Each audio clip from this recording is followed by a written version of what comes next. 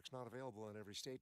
American Family Mutual Insurance Company, SI, and its operating company, 6000 American Parkway, Madison, Wisconsin. Did you know that Harrah's Auction Casino is your key to nationwide fun? That's right. You'll unlock perks at more than 50 destinations from coast to coast at your local home for Caesars Rewards. Free dining in Atlantic City? Yes. Free slot play in Maricopa? You bet. Free hotel stays in New Orleans? Oh, yeah.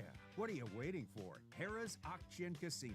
Play for all. Must be 21 or older to gamble. Know when to stop before you start. Gambling problem? Call 1-800-522-4700 or 1-800-NEXT-STEP. Visit the Caesars Reward Center for details. Introducing your ultimate golf destination, the Golf Galaxy Performance Center at Ahwatukee Foothills Town Center. Opening January 31st. Join us at the grand opening event, February 14th to the 16th. Over $30,000 in giveaways and prizes, including our $10,000 closest to the pin contest. Discover the latest golf clubs, explore cutting-edge styles, and immerse yourself in a brand new golf experience. The first 100 adults in line each day will receive a mystery gift card with a chance to win up to $500. Learn more at golfgalaxy.com/Phoenix. A noisy garage door is a cry for help that often requires only simple maintenance. However, if left untreated, could lead to costly repairs. Hi, I'm Tommy Mello from A1 Garage Door Service. Don't wait until a simple garage door repair becomes a major problem. If your garage door is noisy, if bugs are getting in, or if it struggles to open, your garage door is in need of repair. From simple repairs to upgrades, it's A1 from day one. We fix garage doors fast and with quality parts designed to last a lifetime. Our springs, rollers, and openers are tested by running them up and down, open and closed, all day, 24/7, so you can feel confident with every A1 garage door repair. Replacing the bottom rubber on your garage door can have a huge impact on the number of bugs you see in your garage and in your home. Keep those creepy crawlers outside by calling A1 Garage Door Service today and receive the best service, best parts, and best warranty in the industry. A1Garage.com, A1 from day one. Call today and take advantage of our $29.95 tune-up special. Let me introduce y'all to my canes. We got chicken fingers. They hit the spot, baby. Fries are golden crispy, Texas toast crunchy, and they cane sauce creamy rich. One love. AM 1060 KDUS Tempe Phoenix and KSLX HD2 Scottsdale Phoenix.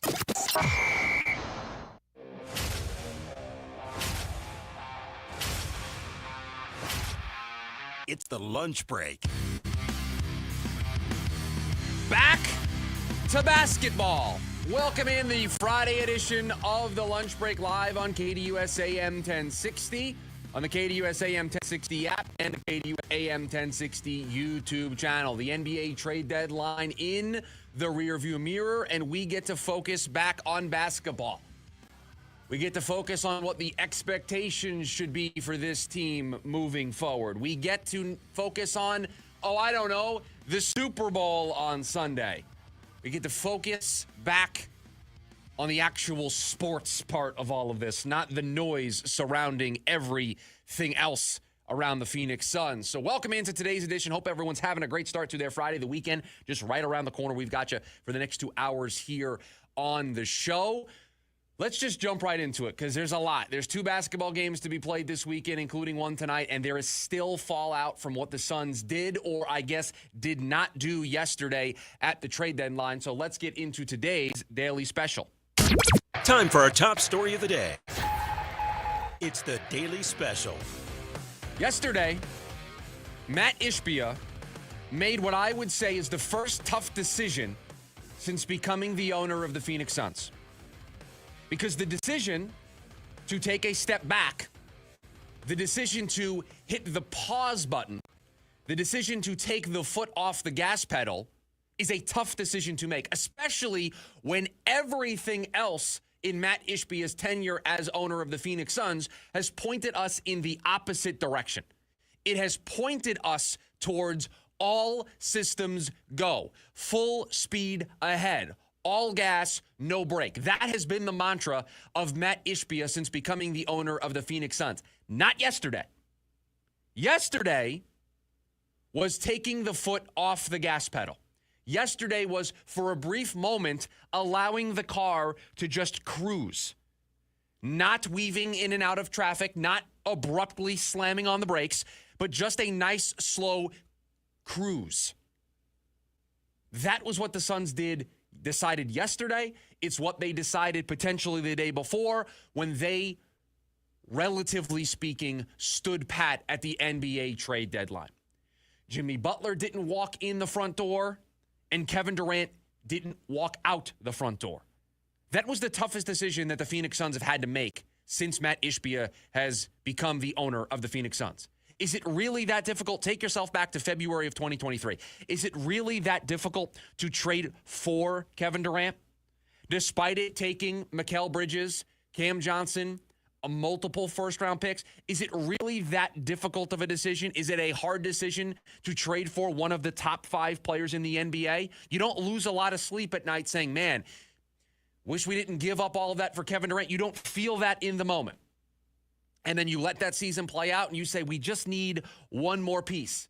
And so in the moment, you trade for another superstar. You acquire Bradley Beal that summer. Again, in isolation, without the hindsight that we all have, that's not a tough decision to make. It's always easier to acquire superstar talent. If you are adding superstar, all-star caliber players to your team, it's really difficult for people to be that upset with you. In short order, Matt Ishbia added Kevin Durant and Bradley Beal to the Phoenix Suns. Those are relatively easy decisions to make. It's not that difficult to make those decisions. It's not that difficult to say, you know what? We are going all in. Don't care about draft picks. I don't care about young assets. I am pushing the chips into the middle. I am trying to win a championship. It's easy to make that decision. It's easy to set your franchise on that path, that course. What's difficult was a challenging decision. What requires a lot of thought is the decision that maybe you were wrong, that maybe all of this hasn't worked out the way you would have liked it to. And we all know it hasn't worked out the way this franchise would have liked it to. One first-round series win, a first-round exit in last year's playoffs via a sweep, getting swept out of the first round by the Minnesota Timberwolves. This has been a failure across the board. It's easy for me to tell you that it was a failure. It's easy for you to see with your own 2 eyes that it was a failure. It's difficult to actually go through with the decision of calling it a failure and turning the car around. I'm a pretty stubborn guy sometimes. If I got the GPS on and the GPS is pointing me in one direction and I miss a turn, I'm stubborn. I'll keep going in that direction, hopefully that I can find a little detour to get me back to where I thought I was going. It's very difficult for me to admit I was wrong and turn the car around. That's not an easy thing to do. Yesterday, the Suns took a big step forward in turning the car around. And let me tell you, if they kept going on the highway, the direction they were going in, it was going to take us a lot longer to get to the destination. By starting the process of turning the car around, very quickly, this team can reach the goals that they want to reach, and that is winning a championship. So yesterday, the decision to pause and reflect and take the foot off the gas pedal was a good one. It's one that should be celebrated. If you are a Suns fan today through and through, if you bleed purple and orange today, what they did yesterday or what they didn't do yesterday, you should celebrate. You are closer, in my opinion, today to getting this team back on track than you were 3 weeks ago when we were still debating Jimmy Butler coming to Phoenix. If you are just a Kevin Durant fan, I don't think today's a good day for you.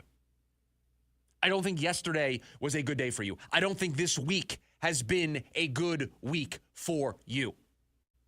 But if you care about the Suns logo on the front and not the name on the back of the jersey, then today was a good day. Yesterday was a good day. This should be somewhat celebrated because the Suns took it's a small step. The car, we didn't actually get off the highway yet. We didn't actually make the U-turn. We didn't get back on the highway going in the right direction where the GPS is supposed to take us. We haven't done all that. But we at least have slowed the car down from going 85 down the highway. We're going probably 70 now down the highway. And we're looking at everybody else in the car and we're saying, maybe we do need to get off the highway and turn around. We were not having that conversation 6 weeks ago. We were not having that conversation 2 weeks ago. So Matt Ishbia made a tough decision yesterday. And I boil it all down to yesterday. It's been ongoing for a couple of weeks. Yesterday is just when the deadline came and went without them making the move for Jimmy Butler or making the move of trading Kevin Durant or trying to make moves at the deadline to push further all in. They stood pat. They stayed with the roster that they had at this point, and they're going to attempt to see this through. Now, the reason why I'm not willing to say that the car is completely turned around, why I'm not willing to say that we've gotten off the highway, there are more tough decisions on the way. This was just the start. We are going to talk about today some of the tough decisions that are coming around the corner, that are coming this summer for the Suns and this front office and Matt Ishbia, because there's a lot of them. And there's one big one that I just think you can't unring the bell. And it has gotten loud very, very quickly on this. And I do think there's a little bit of damage control being done already from the Suns side of things. But yesterday was a good day. Yesterday, for me, pushed this team a small step in the right direction. It pushed them one step closer to potentially turning the car around and getting this on track. And we still have 32 games left to go to evaluate this team, to see what they have left. And to let everybody know what's coming up on the show today, we are going to reprioritize a little bit. What are the new expectations for this team? What are the post-trade deadline expectations for the Phoenix Suns? Because I'll be honest, I believe in telling the truth to you as the listener of this program. We have to change up the expectations. We have to reprioritize today. We have to reset. We have to recalibrate.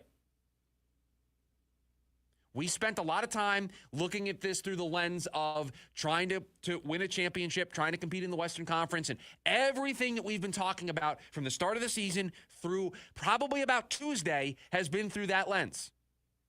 It is now a brand new lens. And today is the first day of that new lens. So we have to recalibrate. We are going to do that here today on this show with 32 games to go. We are going to recalibrate what we should look for the rest of the way. And truthfully, I think by recalibrating, by deciding on these new expectations, this might be, depending on how they play, it might be a more enjoyable 32 games than the first 50 have provided.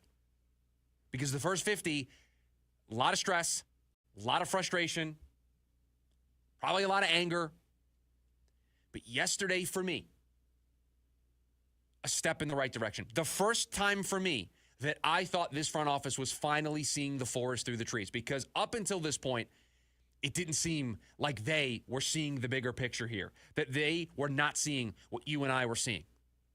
But now I have the first data point. I hadn't been able to put a data point on the chart yet of something that this front office would have done that showed me that they get it, that they see the situation that this team is in. I can hear all the behind the scenes that they're disappointed, that they expect more. That's great. I agree. We all expect more. We are all disappointed. But you can't just keep barreling down the highway. Yesterday showed me they, at least somewhat, might be starting to agree with all of us. 480-864-1060 is the phone number to join the conversation here today on the show. You can also hop into the KDUS AM 1060 YouTube channel. We've got the lunch break live stream over there as well. Coming up on the other side of the break, reports of a toxic environment for the Phoenix Suns. Is this just the beginning? That's next. The lunch break. KDUS AM 1060. Have you downloaded the KDUS 1060 app yet? Download today and get all of your favorite local and national shows right on your phone. Breaking news, and this one is almost unbelievable. Yeah, it's all about new customers at Bet365 because they get $150 in bonus bets when they bet $5, win or lose. And even better, bonus bets can be used on the spread, totals, and player props. There you have it. Bet $5 to get $150 in bonus bets, win or lose. And see why it's never ordinary at Bet365. 21 plus only. Must be physically located in Arizona. Gambling problem? Call 1-800-NEXT-STEP or text NEXT STEP to 53342. T&Cs apply. Papa Roach. This is my last resort. That's what she said. I don't hate. With Rise Against, celebrating 25 years. Rise of the Roach Tour. Rockin' Talkin' Stick Resort Amphitheater, March 25th. With special guest, Under Oath. On sale now at LiveNation.com. Don't miss Papa Roach and Rise Against together on one epic night. Part of the America First Credit Union Concert Series. You may not have any experience dealing with car wrecks, but Learn on Row does. After your car wreck, you need an attorney to make sure your interests, like car repairs, medical bills, and lost wages, are protected. Finding the right attorney is actually easy. Just look for reputation, experience, and results. Learn on Row has thousands of 5-star reviews, decades of experience, and we've recovered billions of dollars for our injured clients. Hurt in a wreck and need a check? Call Learn on Row today. Learn on Row is the way to go. Call 977-1900. Breakfast! Mom, my jersey. In the dryer. Mom, have you seen my science project? Front closet. Hey, I'll run out and pick up your mom's, Already got it. Oh, nice. All right, out the door in 3, 2, 1. At Banner Health, we're here to help you feel 100% so you can give 110. Because we know your health is what enables you to get where you need to go and bring everyone along with you. Banner Health. Exhale. Your morning drive just got a little better. The Dan Patrick Show is live weekday morning starting at 6 exclusively on KDUS AM 1060.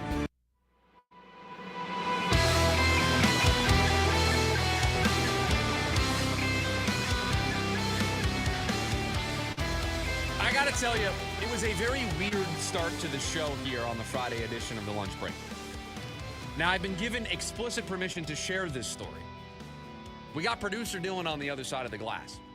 But I need to share this story because as a radio host, it's I've got a lot of stuff in front of me, right? I've got the laptop, the show rundown, I've got the camera for the YouTube audience. So my eyes are not always looking into the producer studio where everything is run out of. Now, maybe about, 5-10 minutes before the show, producer Dylan sent me a text and said, listen, there's some weird traffic going on today. I don't know why they're closing roads on a Friday, but they are. I might be there at the top of the show. I might be a few minutes late. Okay, no problem. We've got like 400 people that work in the building. Bunch of people know how to push buttons. I know how to push buttons. I could have gone in there and done it if we need to. We were fine. Okay, I'll wait for you, producer Dylan.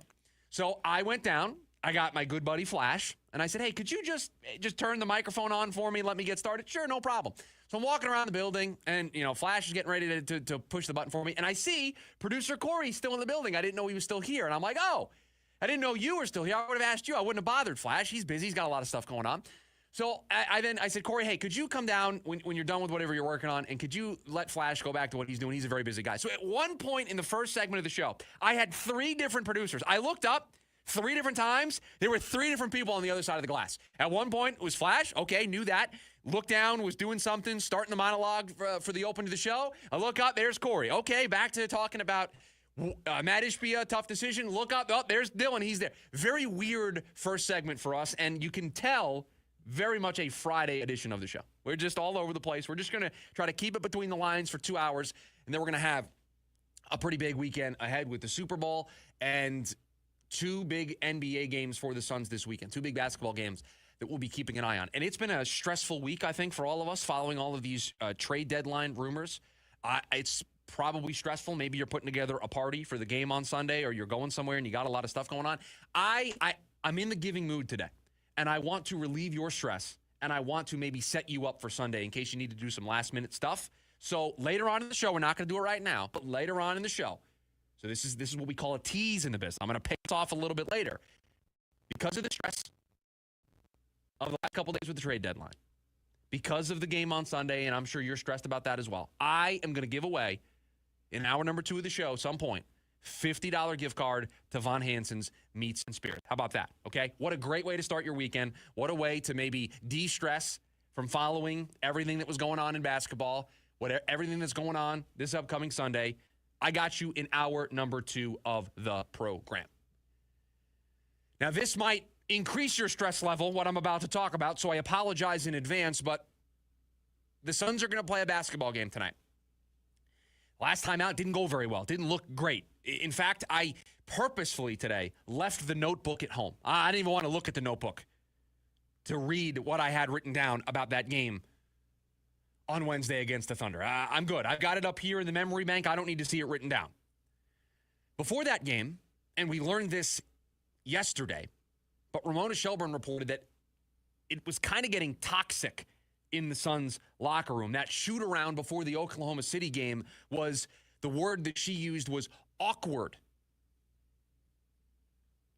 And that's not good. I don't want to hear that a locker room is toxic, things are awkward. That doesn't sound very team friendly.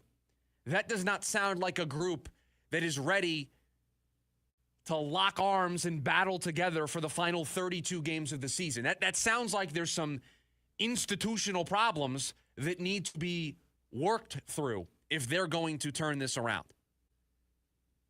And so if the environment around this team was toxic and awkward as recently as Wednesday before the Oklahoma City game, do we expect that to go away anytime soon? Now, I don't know what's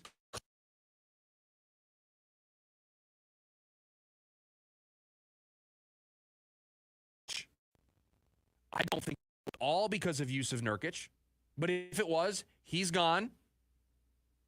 Maybe that calms things down. If it's because of the Kevin Durant trade rumors that we had all week long,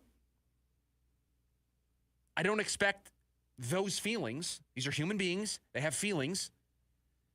And they almost saw one of their teammates, one of the stars of the team, go out the door. Kevin Durant feels some type of way about it. He went on not Kevin Durant, Brian Windhorst went on the Hoop Collective podcast talking about all of this and made a comment that Durant was a little annoyed at being put into these trade talks and was annoyed that it wasn't brought to his attention, that he was kind of kept in the dark on all of this. Well, that's not going anywhere, right? If it is going to fade, this is still a raw emotion. We are less than 24 hours removed from the NBA trade deadline. There were teams that were calling up until the last minute yesterday. Memphis apparently called at the last minute. Minnesota reportedly called at the last minute. Teams, even after we knew about an hour before the deadline that the Suns were done, Yusuf Nurkic was the lone move that they were making yesterday. It was the lone move they were making. And yet, teams still were calling. Memphis called reportedly. Minnesota called reportedly. So this is still raw. Everybody is still processing this. And I don't know what was known and not known inside the building amongst the players, but a week ago, do you think any of those players thought Kevin Durant was going to be on the move?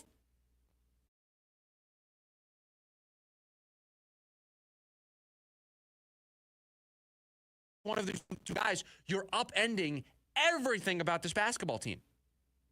Do you think that was a feeling that this group had last week? I know we weren't going well. I know they weren't playing well. You shouldn't be surprised that the team might have been turned over all these stones to try to make the team better, and it could potentially meant Kevin Durant going out the door.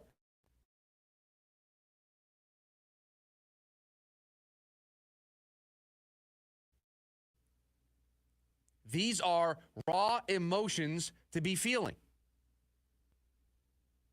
Do you think that fades in?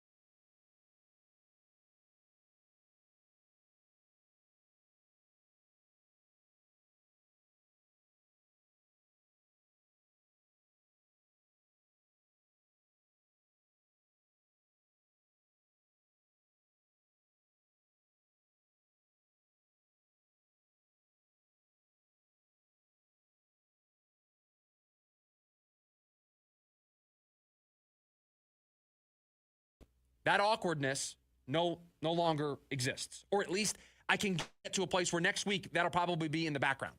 But if it's Kevin Durant, that's going to take time. Those wounds are open.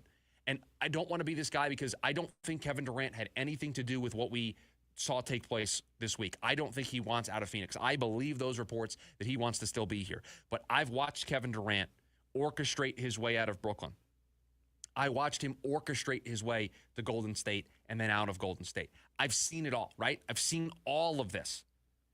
And so if he is as angry as the reports are making him out to be, I don't blame him if he gets to a place to say, well, you don't want me, I don't want to be here. And we are just at the beginning of this being awkward, being toxic, being weird. And we are just at the beginning. This week will be the appetizer, and the main course will be the rest of the season, especially if things don't go well. Can you imagine what the conversation's going to be? Because you've opened Pandora's box. I know what a recent report this morning or late last night from PHNX Sports said. I read the Gerald Bourguet piece this morning that the Suns are pushing back on the idea that they traded or were considering trading Kevin Durant. I know they're trying to put out that good PR. I don't believe you. You can give that quote that completely made up. You can give that quote. That was the direct quote, that the rumors of trading Durant for Butler were completely made up. You can say that if you are the source of this story to Gerald Bourguet, and Gerald Bourguet can report that his source said that. That's all well and good. I don't believe the source. I don't believe that those conversations didn't happen. There was too much other reporting pointing me in the direction of, you talked about it this week. You were at the 1 yard line, and instead of running the ball in with Marshawn Lynch, you threw an interception. You were there. You were strongly considering this. All the other reporting points me in that direction. This one story says, no, we actually didn't do that. I don't believe you. So that Pandora's box is open. And if this team doesn't play well, they're a 500 basketball team right now. So it's not a foregone conclusion. It's not a stretch. It's not a stretch to say, this team isn't going to be very good over the final 32 games. It is not a foregone conclusion that they're going to play good basketball and still be able to be in the play-in tournament or make the playoffs and avoid the play-in altogether. It's a very real possibility that this gets worse before it gets better. And if it gets worse, with the news that we know, or it's being reported that we know, of Kevin Durant not necessarily being too happy about the way this all went down, if the team doesn't start to play well, that is the recipe for the soup that is toxicity to become a problem, for people's discomfort to get aired publicly, because we went public this week with a potential Kevin Durant trade.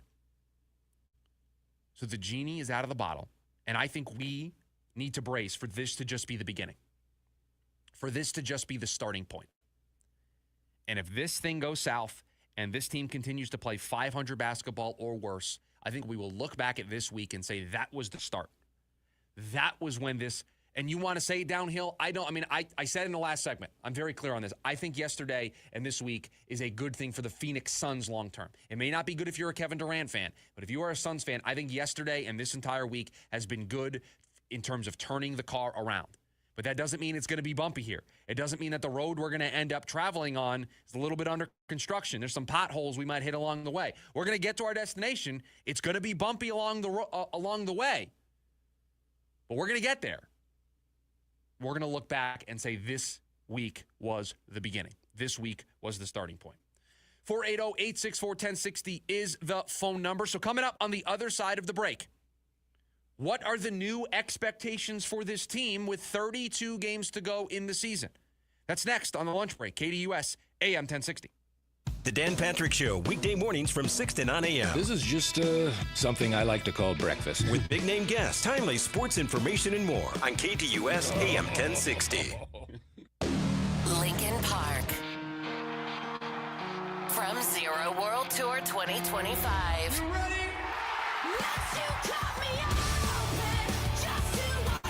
Live in Phoenix. Footprint Center, Saturday, Saturday, September 6th, with special guest Gene Dawson. Get tickets now at livenation.com. For more, visit lincolnpark.com. The Renaissance Festival is back, weekends now through March 30th. Be ready to have a great time. Amazing adventure awaits the entire family. New shows, shopping, jousting nights, non-stop feasting. Leave your cares behind. Happiness reigns at the Renaissance Festival. It's fun and affordable. You'll love the Renaissance. Visit now through March 30th. Discount tickets available at Bashers' and Food City or online at arizona.renfestinfo.com. Presented by Delta Airlines, Bashers', Food City, Pepsi, Budweiser, and Guinness. Huzzah! Hi, I'm attorney Kevin Rowe. Recently, Lerner & Rowe was named the second most influential law firm in the United States. Although we have offices in other parts of the country, Glenn and I both live here and raise our families here. We are your local law firm. No other law firm in the state comes close to the experience, reputation, and results as Lerner & Rowe. When you're hurt in a wreck and need a check, call the law firm that can get you the results you need. Call Lerner & Rowe. Lerner & Rowe is the way to go. Call 977-1900. Jewelrygram, it's your friends at Shane Company here to remind you that Valentine's Day is Friday, February 14th.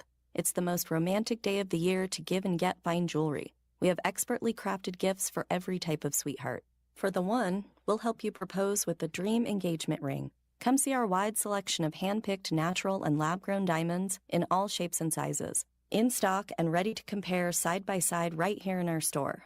Or maybe you'll fall in love with the natural, colorful gemstone. At Shane Company, we're known for our sapphires in every color of the rainbow. We have options for every style and budget. Get creative and design a custom necklace with meaningful charms, including 14-karat gold letters, engravable hearts, and birthstones. Our mother-of-pearl heart-shaped collection makes a perfect gift that's ready to give. At Shane Company, love is always in the air with our unmatched free lifetime warranty, everyday competitive prices, and no-pressure shopping experience. Come see us in-store and at shaneco.com. Shane Company, your friend and jeweler. This is Desert Diamond West Valley, where there's next-level action and jackpot-winning smiles all around. So get your shine on, light up the room, show us what it's all about. It's Love is in the Air. Every Thursday in February, take home up to $2,000. On the 27th, 2 winners save Be Mine to $10,000 cash. It's time to live the diamond life. Desert Diamond Casino West Valley. An enterprise of Athona Automation. Bet with your head, not over it. Call 1-800-NEXT-STEP.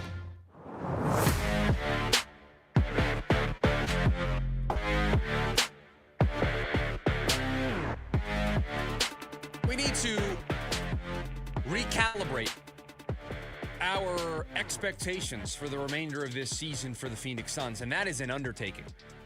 That is not an easy process to do. It's a complete rewiring and remapping of where we are with this team. And I think in order for us to get to the end result here, and the end result is what should we expect for this team the rest of the way? What are fair, realistic expectations that we want to put on this team?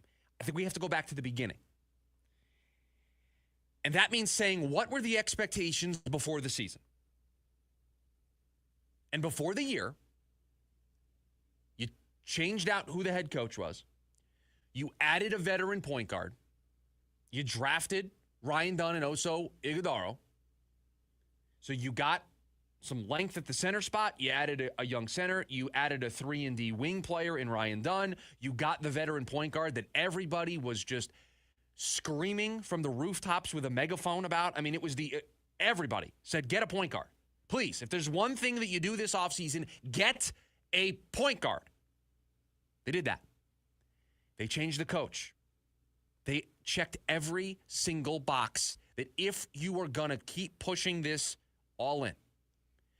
Because let's face it, after last year, you get swept in the first round. That's one of those moments. That's one of those breaking points where you might reevaluate everything. We've been talking about when would there be the moment where maybe Matt Ishbia changes course, right? And this front office changes course. And I said that it was going to take something big. It was going to take a moment for them to maybe realize we have to shift gears here. Getting swept in the first round against Minnesota could have been that moment. If the team reacted to that by pivoting away from all of this, I don't think anybody would have batted an eye. I certainly wouldn't have. I would have understood, oh, okay, wait a minute. We have Kevin Durant, We have Devin Booker. We have Bradley Beal, and we just got swept by Minnesota.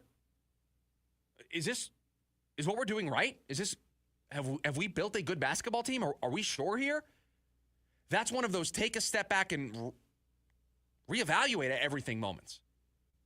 So we would have understood if they did that. They didn't. Okay, if you weren't going to take that step back, there were a couple of things that you needed to do. I think everybody thought you needed to change the coach. The defense philosophy from Frank Vogel, it just wasn't meshing with the way the team was put together. So you got to make that change. Boom, check mark, done. You get a championship caliber coach in there who's more on the offensive side in Mike Budenholzer. Okay, check.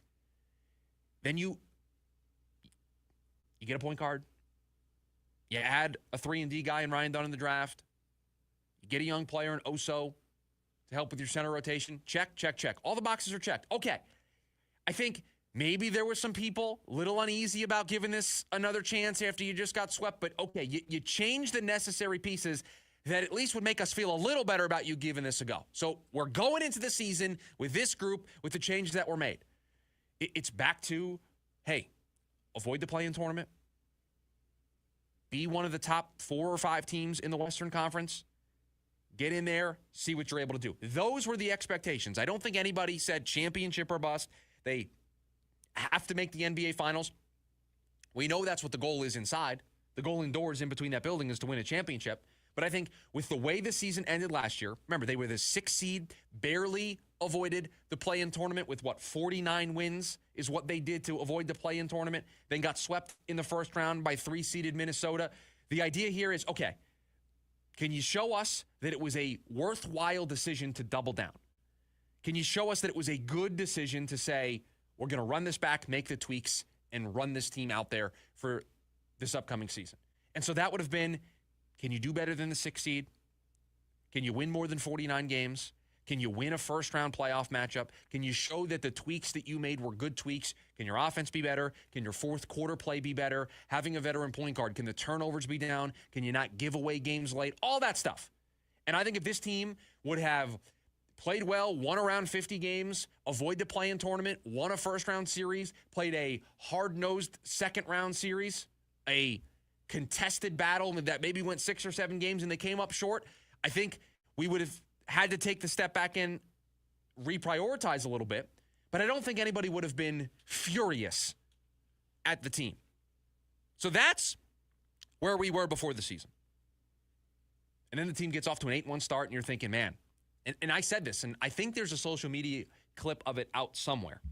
And maybe we should, I don't know if we should repost it again to just show how wrong we were, or if we should bury it and never let it see the light of day again. I'm not really sure. But at the beginning of the year, I framed the season through one word. And that one word for me was redemption. That I thought this season could be a year of redemption for everybody. It could be a year of redemption for Kevin Durant. It could be a year of redemption for James Jones, Devin Booker. Go up and down the list of who was on this team last year. It could be a year of redemption. You could prove everybody wrong who thought it was a bad decision to run it back. And then they got off to an 8-1 start, and I thought, my goodness, this team is not only going to follow through on the storyline of redemption, but they might do it by being one of the best teams in the Western Conference. That's how good that start was. And then Kevin Durant got hurt, and all the wheels fell off the bus. So that was where we were at the beginning of the season.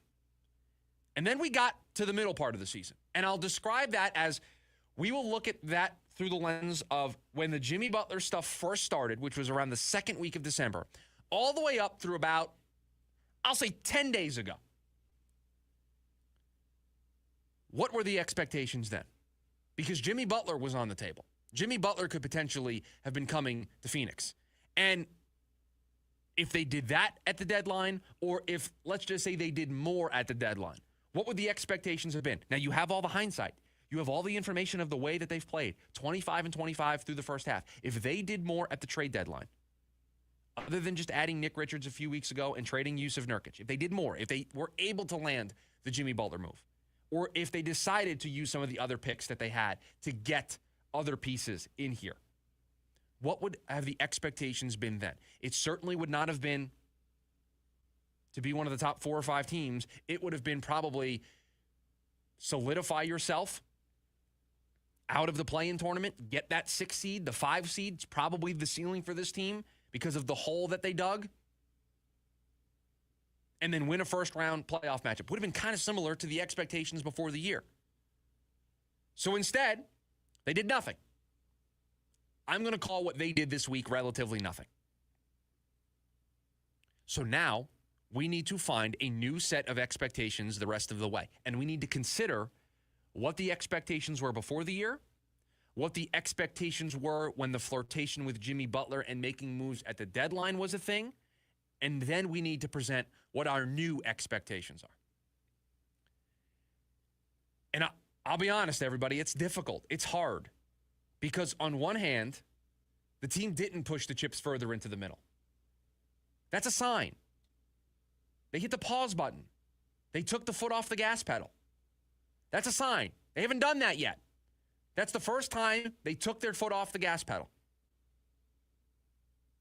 So I look at that and say, does this front office no longer believe? Does this front office think that it's going to take major surgery in the offseason to fix this? So I have that on one side. And on the other side, I have a team that has a healthy Kevin Durant. Looks like he's going to play tonight. Has a healthy Devin Booker. Has a healthy Bradley Beal. Looks like he's going to play tonight. They're all, him, Ryan Dunn, are listed, I believe, as probables. I think Kevin Durant is listed as questionable, which is an upgrade from the doubtful that he was before being ruled out. So it does look like those guys are going to play. But remember, there's a back-to-back, so we'll see how Coach Bud chooses to deploy the guys tonight against Utah, and then what he does for tomorrow night's game against Denver. Don't worry, we'll get to that in hour number 2 of the program. The world-famous How Important Is Tonight's Game for the Phoenix Suns scale will be back in hour number 2. We have 2 of them to give out here today. Don't worry. That's coming up in hour number 2 of the program. But this team has all those guys. They're all still here. Bradley Beal didn't waive his no-trade clause. Kevin Durant's not in the Bay Area. Kevin Durant's not in Miami. Devin Booker's still here. This team is still the same team. So what should the expectations be? And I think by setting realistic expectations, it will determine your level of disappointment. And I don't think it is unreasonable to look at where this team currently stands at 500, to see what they didn't do at the deadline, who they didn't remove from their roster, and say, I think on paper, talent-wise, this team should still be able to get into the play-in tournament. I think seeds 7 through 10 are realistic expectations for this team. And I would not fault you. It's not believing in this team. If you think that the Suns are still talented enough and the expectation should be to make it into the play-in tournament, you are not saying, I still believe in this team. You are just saying, I think they have 3 really talented players. They should be able to figure it out. I do not think this team will win a first-round playoff matchup. I don't know if this team will be able to, if they're the 9 or 10 seed, win 2 games in a row to get into the playoffs. I don't think they'll be able to do that. I do think they are talented enough, despite being 25 and 25, the play-in tournament should still be the lens that we look at this through. They kept Kevin Durant. They kept Devin Booker. They kept Bradley Beal. Okay, boys, put that all in the rearview mirror and prove everybody wrong with 32 games to go. Get into the play-in tournament. Try to win a first-round series if you can, but do not miss the playoffs entirely. Because if you miss the playoffs entirely, I think all bets are off on what this summer looks like. I think if you miss the playoffs entirely, if you're the 11, 12s, if you let Portland chase you down, if Golden State, San Antonio, if all those teams chase you down, and you're behind all of them, and you're hanging out with Utah towards the back part of the Western Conference, all bets are off for this summer. This team can still be between the 7 and the 10 seed. This team can still be a play-in tournament team, and we could watch them be in a playoff series.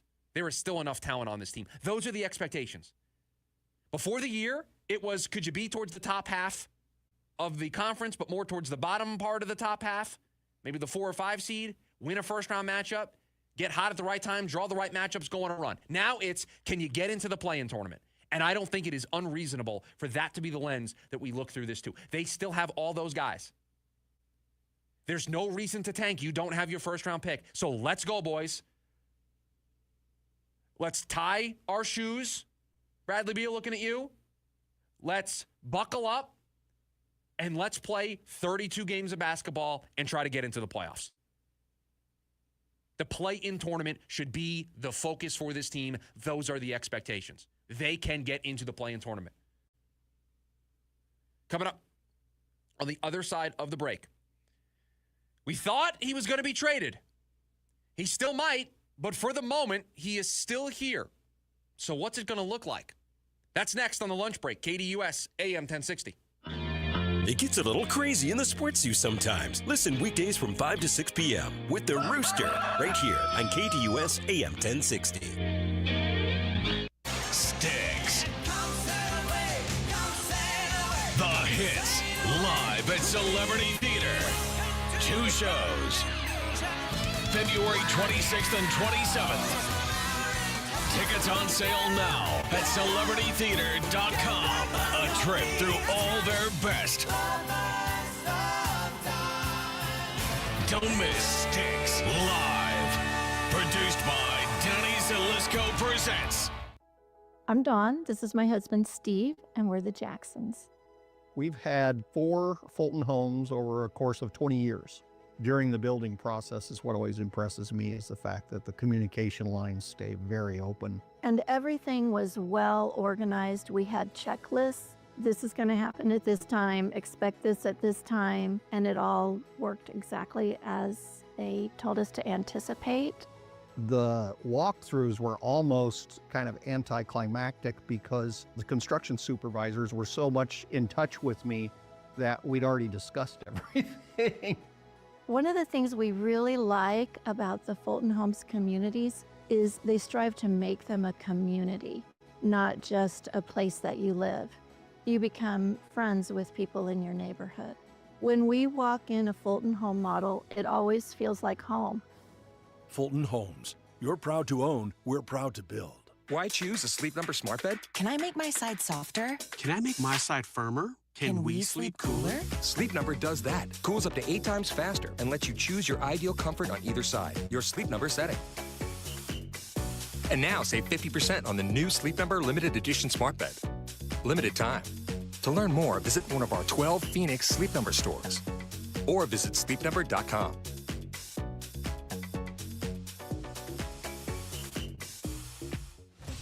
Every Monday night, check out Ray Adams as he hosts the Monday Night Golf and Lifestyle Show from 6 to 7 p.m. here on KDUS AM 1060.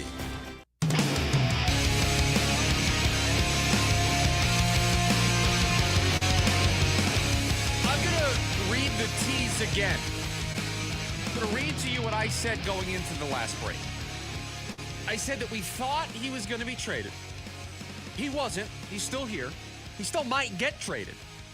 So what's it going to look like? And you probably heard that tease and you thought I was talking about Kevin Durant. A lot of time spent this week on Kevin Durant being traded. And he's still here. He might still get traded in the summertime. So what's it going to look like? What if I told you that's not who I'm talking about? I'm talking about Jordan Montgomery of the Arizona Diamondbacks. Because all offseason, we thought, man, there's no way that Jordan Montgomery was going to be on this team for 2025. They'll find somebody. They'll pay down half the salary. They'll free up that money. They'll move on. And then they sign Corbin Burns, and it's like, okay, well, they're definitely going to move on from Jordan Montgomery. And yet here we are, February 7th. We're getting pretty close to some spring training games starting. And I don't know if you've looked at the Diamondbacks roster lately. I know we've been in basketball mode the last couple of weeks here on the show. But if you've looked at the roster the last couple of days, Jordan Montgomery's still there. Hasn't gone anywhere. So, let's have the Jordan Montgomery conversation. One of the other reasons why I wanted to bring this conversation up is because new pitching coach for the Arizona Diamondbacks, Brian Kaplan, was on Sirius XM radio recently. I saw the cut this morning. I don't know if it was yesterday or sometime this week. But I want you to listen to what the new pitching coach for the Arizona Diamondbacks had to say about Jordan Montgomery, because it's kind of similar to something that I've been saying about him recently. I think, honestly, more than anything, he got burned a lot by kind of how everything went at the beginning of last year. I know that can sound like an excuse, but some of the most important times of the year is that build up in spring training into the early season. I know a lot of that was kind of disrupted by the whole negotiation process and everything. And then he was just trying to fit in a new place. I think he's kind of comfortable in his skin right now. He's had a really strong offseason. The communication I've had with him back and forth and some of the people he utilizes in the offseason to kind of get him in the right spot have been really good. He feels good. Some of the stuff I've gotten back from him is good. I think more than anything, like, yes, there'll be some, looking for a specific kind of sinker movement, certain kind of movement on the curveball, some usage stuff. But more than anything, it's just getting off to a strong start, which was tough with the circumstances last year. Pitching in baseball is all about habits. It's all about routines. You throw a starting pitcher off his routine, they could go from being a Cy Young caliber pitcher to all of a sudden being one of the worst pitchers in the game. Routine is so important. And so now you have a guy who is coming off of being a major player in the World Series, right? Jordan Montgomery, traded for at the deadline by the Texas Rangers, goes there from St. Louis and helps them win a championship, is thinking, I'm going to cash in from this. I was a major player in a team winning a championship. Everybody needs pitching. I'm going to hit free agency right now. This is where I am going to cash in and get the huge contract. We all know how that story went. He didn't get the huge contract. Month after month, week after week, day after day went by in the offseason, and Jordan Montgomery remained unsigned. So who swooped in at the last second? The Arizona Diamondbacks said, hey, you know what, Jordan? We've got a pretty nice opportunity here for you. We're going to allow you to train in a really nice place weather-wise. We are going to structure a contract for you that if you pitch incredibly well, you can opt out and hit the market and try to capitalize on that value. We get you as a starting pitcher for us that is World Series caliber. It is a win-win across the board. And because it was that late into spring training, not a lot of other options out there. The weather was probably a good draw. Jordan Montgomery did just see that team go to the World Series. It was their opposition that year. A lot of reasons to go to the other side and join the Diamondbacks, and so he did. But he joined spring training late, and he had to start the year in the minors and make a couple of starts down there before getting called up. I don't know Jordan Montgomery's entire career history, but my guess is since becoming a mainstay at the big league level, it would probably have been a while since he started the year in AAA. That he started the year, and oh, by the way, he's moved to a new city and then has to move to another new city to be in AAA and make a couple of starts. His entire routine was thrown off from the word go. Now, mind you, I am not trying to convince you that that is the only reason why Jordan Montgomery was bad last year. But all of a sudden now, he doesn't have to worry this offseason. He immediately opts into his deal, has one more year left on it. He doesn't have to pack any boxes unless he gets traded. He gets to work with the same group, albeit a new pitching coach, but he's got a lot of the same teammates. He doesn't have to worry about all that stress, and he can focus his entire offseason on getting better as a pitcher. And so that is the rosy outlook for Jordan Montgomery, is that having the stability, having a full offseason to work and not have to worry about taking meetings with all these teams and visiting all these different spots and trying to figure out what contract works for him and his family, he can just focus this entire offseason on pitching. He doesn't have to worry about all the other noise that surrounds it. Again, I am not trying to convince you that Jordan Montgomery is all of a sudden going to find it and be the guy that he was for Texas in their World Series run. But I am telling you that I think he can be a lot better than he was a year ago. That I think he can be a contributor to this team, whether it's as a long man out of the bullpen or as a spot starter on the backside of this rotation, if they want to manage the workload of a Corbin Burns or they want to manage the workload of a Zach Gallen, and they really want to make sure that those guys are healthy and ready to go for the stretch run. I still think Jordan Montgomery can serve a role for this team. Now, it's not a $20 million role. He's being overpaid. But that's the contract that the Diamondbacks agreed to. They couldn't find a suitor, at least not right now, so he is still going to be here. Now, we'll see. Maybe somebody gets hurt in spring training and there's a need that pops up.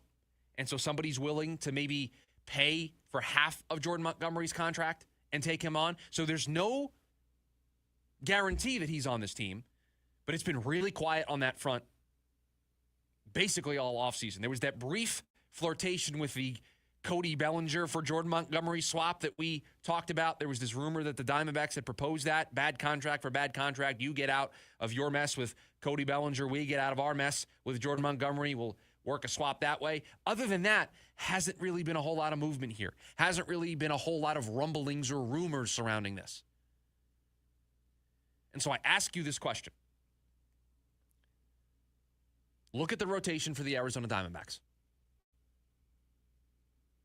Who's going to be the top of the rotation? Well, you're going to have Corbin Burns up there. You're going to have Zach Allen up there. You're going to have Merrill Kelly. You're going to have Brandon Pfaadt. You're going to have Ryan Nelson. You're going to have Eduardo Rodriguez. Who are you going to have up there as your fifth or sixth guy? So going into the year, Jordan Montgomery is your seventh, eighth starting pitching option. What is the worst case scenario here? He is a long man and it doesn't really work out. How often do you use a long man in a game? Things go sideways quickly and you need somebody to mop up innings. So not really the highest leverage of situations to begin with. There is zero harm, none, in letting this play out. And if it doesn't work, you can just move on. You already have to pay the money as it is.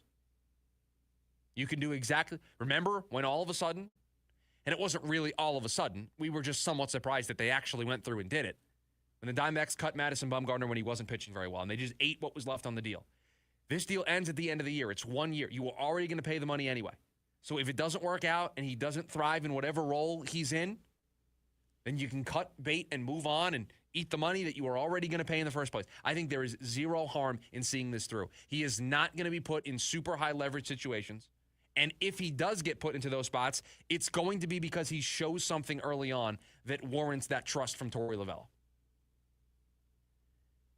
And you have the pitching coach right there kind of saying, there's some things we got to work on, pitch shape-wise. We got to get that sinker working again. We got to get it more down in the zone. There's some usage stuff that we've got to work on. But he's going to have a full offseason that he didn't have last year. He is going to have a full spring training, which he didn't have last year. He is going to get back to his routine, which he didn't have last year. And with pitching, that is so critically important. The Diamondbacks won 89 games last year, and they had a rotation that was all over the place. All over the place. They never found stability. So I don't expect him to make the rotation. I expect him to start in the bullpen. And that's where they moved him in the second half of last year. But I expect with a full offseason, with a full spring training, I think you will see a much improved Jordan Montgomery. Not a Jordan Montgomery that was worth the 2-year deal that he was given, but a Jordan Montgomery that can be a contributing player to this team. He will not be a negative to this team this year. That's my early prediction for Jordan Montgomery. Hour number 1 in the books. Hour number 2 right around the corner. Team building. That is the next chapter for the Phoenix Suns. I'll explain what I mean next. It's the lunch break. KDUS AM 1060.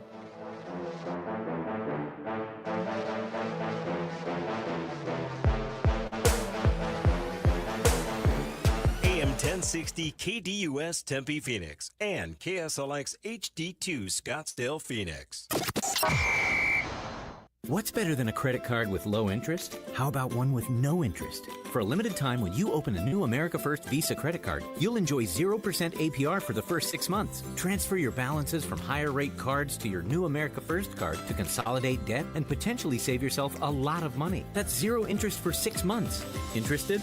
Then hurry to americafirst.com to apply today. Introductory variable annual percentage rate is subject to membership, eligibility, terms, creditworthiness, change, and conditions. Other limits and requirements may apply. Federally insured by NCUA. Equal opportunity lender. We're chatting with our guest, always safety first, 811 Megaphone Man. Call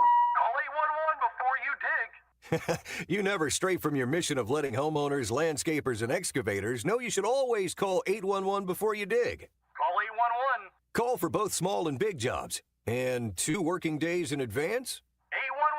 811. Any parting words? And I'm guessing they will be... Call 811 before you dig. Brought to you by Southwest Gas. 811. Shinedown. Dance Kid Dance Tour. Live in Phoenix. Footprint Center, Saturday, August 2nd. With special guests, Bush and Morgan Wade. Get tickets now at LiveNation.com. Shinedown, live in concert. For more, visit Shinedown.com. If you're tired of struggling to lose weight, Red Mountain Weight Loss has the solution. Discover the power of semaglutide and tirzepatide, the breakthrough GLP-1 medications that are transforming lives. You'll lose up to 15 pounds a month without feeling hungry or deprived. That's huge because it makes it easier for you to lose weight. And that's what we do. At Red Mountain, our doctors specialize in medical weight loss. We've helped people lose weight for over 30 years now, and we can help you too with quality GLP medications that cost less than half the price of Ozempic.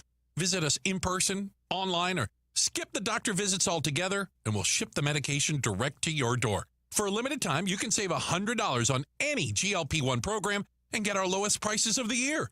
Find your weight loss solution and lose up to 15 pounds by this time next month at Red Mountain Weight Loss. Go to redmountainweightloss.com. That's redmountainweightloss.com. The love affair is burning hot at Whole Foods Market. Stop in for Valentine's Day deals on delicious desires like roses, surf and turf, gifts for your person, supplies for a special dinner, and more through February 14th. AM 1060 KDUS Tempe Phoenix and KSLX HD2 Scottsdale Phoenix.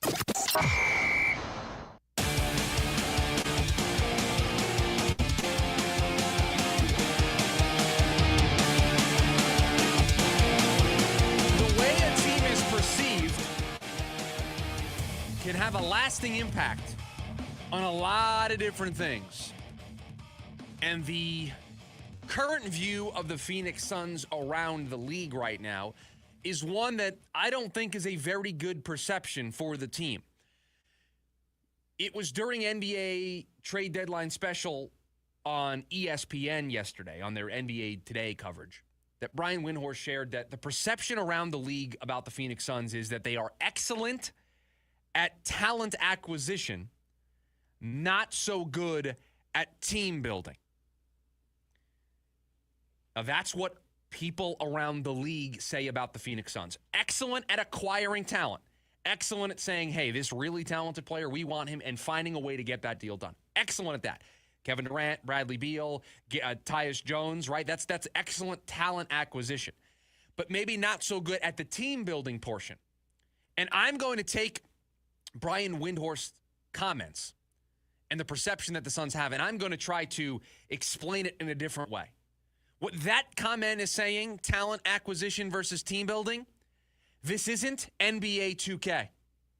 This isn't fantasy basketball. You can't just acquire superstars like they're the Infinity Stones in the Avengers. That's not how it works. You have to team build. Guys have to have roles. They have to be able to perform those roles. Those roles might be different than what they're used to in other places. You have to know if that player is going to be able to handle that different role. It's personalities, it's culture, it's leadership. That's the team building stage of all of this. We have long said on this show that this team looks like they have zero leadership whatsoever. Because we've asked, where's it coming from? Who's going to be the leader that steps up? Is it Kevin Durant? They kind of tried to show him the door this week. Is it Devin Booker? I've got a long history of him not being that guy. Is it Bradley Beal? The guy you benched? James Jones? Matt Ishbia? Hasn't been here long enough. Coach Bud, who's coached 50 games with the Phoenix Suns.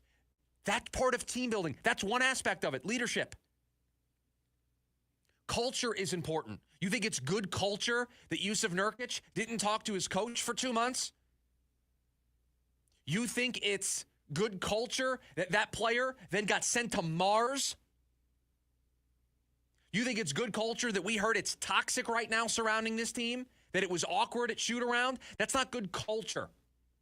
That's another aspect of team building. All of these things matter. It isn't just ratings in a video game or stats in a box score. And trust me, I'm the first person that loves numbers. Give me advanced numbers to tell me why something is happening or why a player is good or why a player is bad. I want all the data in the world. But you also have to be able to, as a front office, take that data and look at it and also know your team, know your personnel. These are real human beings. There are feelings involved with this. And yet it feels like all of that was cast aside for the idea of chasing star power.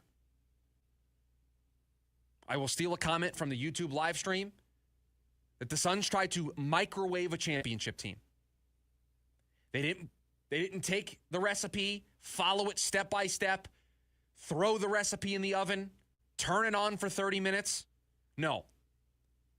They threw it in the microwave for 90 seconds and they thought they were going to look like the Denver Nuggets, that they were going to look like the Milwaukee Bucks, that they were going to look like the Boston Celtics. Recent championship caliber teams. That's what they thought that they were going to do. Why? Because they ignored all the important stuff. You had a coach not talk to a player for reportedly 2 months and then iced them to the bench. You don't have somebody that I can point to as a leader. It got so bad that Jimmy Butler was supposed to be the guy that brought leadership. Did you see the leak today that came out about what Jimmy Butler said in a meeting that he had with Pat Riley? I don't think that got leaked out of Pat Riley's side of things. And if you don't know what I'm talking about, do yourself a favor. Go look at what leaked out today about a meeting that took place between Jimmy Butler and Pat Riley and tell me that that didn't leak from Jimmy Butler's side of things. That was going to be the guy that was going to save all of this. That was going to be the guy that was going to provide the alpha mentality, the leadership, the extra energy that this team needed. We said this for weeks on end. If that is who you are turning to save your franchise is not savable. The Phoenix Suns need to learn team building. They are excellent at talent acquisition. They are excellent at being able to maneuver the trade market, utilize all their assets, and try to put together a winning team. They're great at that. Do you want to know why Boston has a chance to go back-to-back? Do you want to know why Denver is still relevant after winning a championship? Maybe not at the level that they were when they won the title, but they're still in the mix. Team building, roster construction, not just stats on the back of a basketball card. I need to bring a guy in that I know provides X, Y, and Z intangibles. Basketball IQ. Think about this. Talent acquisition versus team building. You got Tyus Jones, and everybody, it was universal praise for acquiring Tyus Jones because everybody thought he was going to be priced too high for the limitations that were on Phoenix. And by the way, speaking of those limitations, file this one away for the summer. The Suns, in their trade that they made yesterday with Yusuf Nurkic, the 2 contracts that they got are non-guaranteed for next year, so they can move on from them in the offseason. Don't look now. Under the second apron, Phoenix Suns can start to aggregate salaries again in a trade, start to undo some of the limitations that are on them as a second apron team. So file that one away for the summer. When they acquired Tyus Jones, it was a welcomed addition. It was, my goodness, they got a point guard. They got one of the best point guards available in free agency. And this is the point I want to make about team building. You brought in a guy who was a great facilitator. And now, 50 games into the season, he is not facilitating the basketball. You're back to Point Booker. You're back to Bradley Beal bringing up the ball. Tyus Jones is just standing in the corner. Team building. You know what Tyus Jones is good at. You know what his skill set is. If you're going to bring him in, utilize his skill set. Intangibles matter here. And the Suns have shown they get an F in that regard. They don't know how to put together a team yet. They don't have a leader. They don't have a good culture. They are not utilizing players correctly. That stuff takes you from being a team on paper that has a bunch of talent. That makes you a championship caliber team. Now, it's not all of the reason why the team is 25-25, but if I had to tell you where I want to start the conversation of why this team is 25-25, 500 basketball, barely in the mix for the play-in tournament, that's where I'd start. I'd start with the perception that the rest of the league has, and they're right. They don't know how to team build in Phoenix. They don't know how to put together a good, well-rounded roster. They don't know how to take a guy in and say, okay, what are you good at? What are you not good at? Let's emphasize what you're good at, and let's try to avoid putting you on the floor for the things that you're bad at. Let's not ask you to do those things. We want to acquire stars like we're running an NBA 2K franchise when it's video game numbers and ratings, and you can simulate the games, and it doesn't actually matter.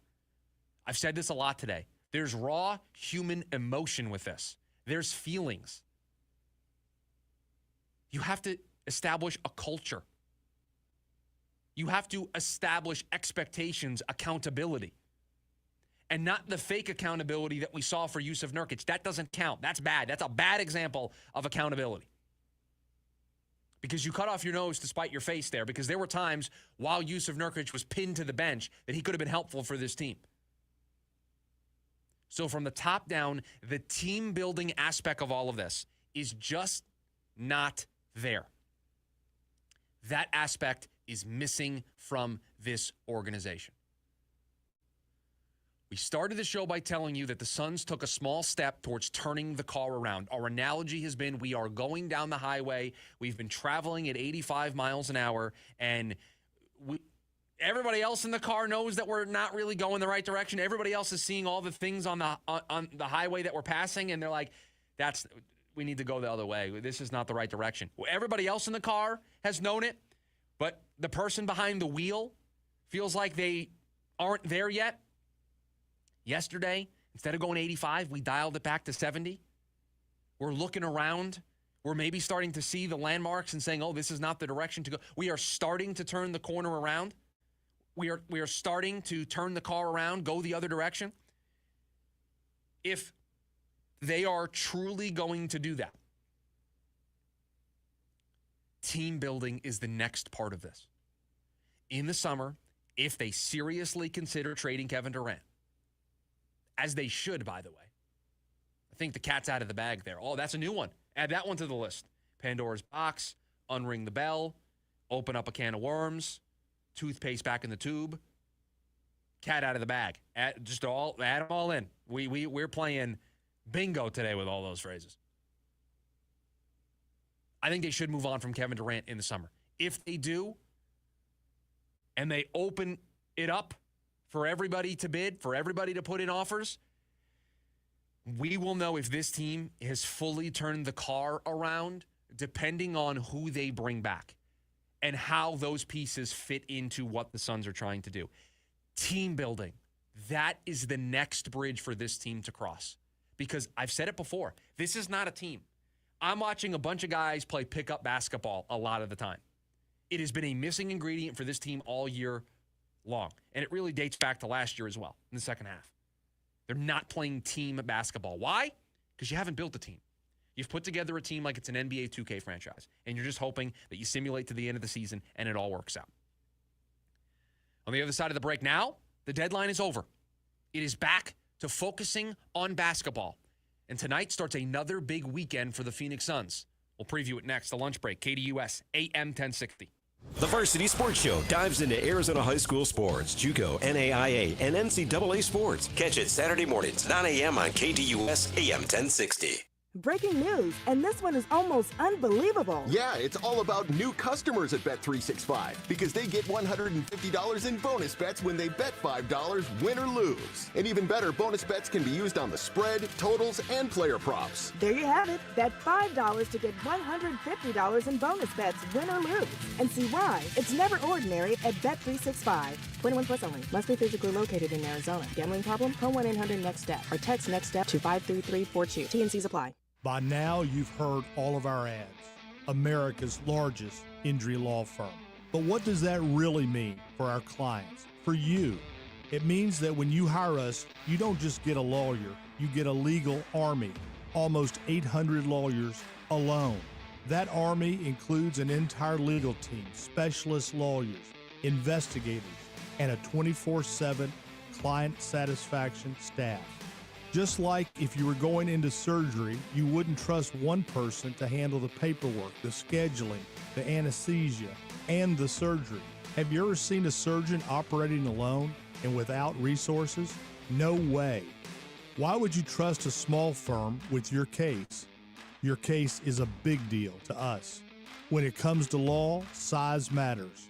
We're America's largest injury law firm, Morgan & Morgan. Visit forthepeople.com for an office near you. Wish your school better fit your needs? Switching to Primavera Online midyear is easy. Enjoy a flexible online education from the comfort and safety of home, plus exclusive benefits like free private tutoring and merit awards for college and more. Enroll at chooseprimavera.com. Winter's here. Protect your car with a free Super Protect wash from Superstar Car Wash. Just text DESERT to 27800 and get our premium wash for free. Superstar Car Wash has everything you need to stay winter ready. Terms and conditions apply.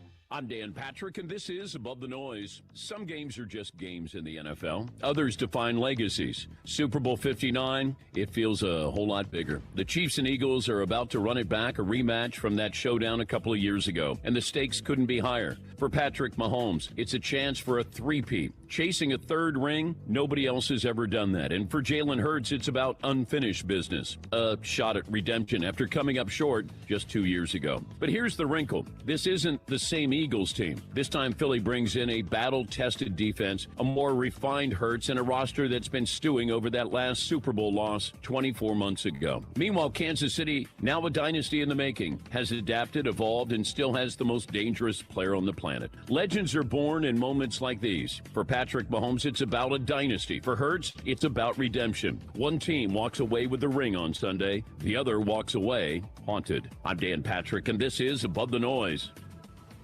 This isn't a little itty-bitty, teeny-tiny bowl. It's the Super Bowl. Get in on all the action at DraftKings Sportsbook, an official sports betting partner of Super Bowl 59. New DraftKings customers bet $5, get $200 in bonus bets instantly. Download the DraftKings Sportsbook app. Use code Patrick. Code Patrick for new customers to get $200 in bonus bets instantly when you bet just $5. Only on DraftKings Sportsbook. The crown is yours. Gambling problem? Call 1-800-GAMBLER. In New York, call 877-8-HOPE-NY or text HOPE-NY 467-369. In Connecticut, help is available for problem gambling. Call 888-789-7777 or visit ccpg.org. Please play responsibly. On behalf of Boot Hill Casino and Resort in Kansas. 21 plus age and eligibility varies by jurisdiction. Void in Ontario. New customers only. Bonus bets expire 168 hours after issuance. For additional terms and responsible gaming resources, see dkng.co/audio. Check out KDUS AM 1060 on 100.7 KSLX HD2. That's right, HD radio on 100.7 channel number 2.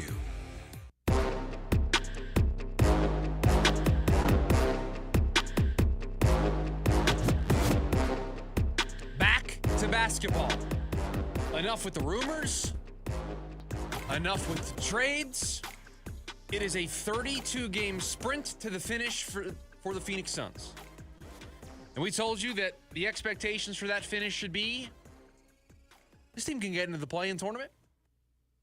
This team still has the talent to compete for one of those Final Four spots. I'm not expecting any more than that. I'm not expecting to get to the end of the season, 32 games down the road, and see this team as the 6th seed. I'm not expecting this team to be the 5 seed. Not. That's off the table for me. But I do expect this team with this talent to be there on the final day competing for one of the final spots. They can be a play-in tournament team. It's going to require some work. It's going to require them taking care of business when the schedule dictates them taking care of business. And tonight is the first of what is a couple of games the rest of the way. It's not the first of many, because it's not. The Suns don't have many games like this on their schedule anymore. hardest schedule remaining the rest of the way over the final 32 games. And this is one to look at as relief. You look at this game as we got to have this one, and this is one we should win because we're the Phoenix Suns and they're the Utah Jazz.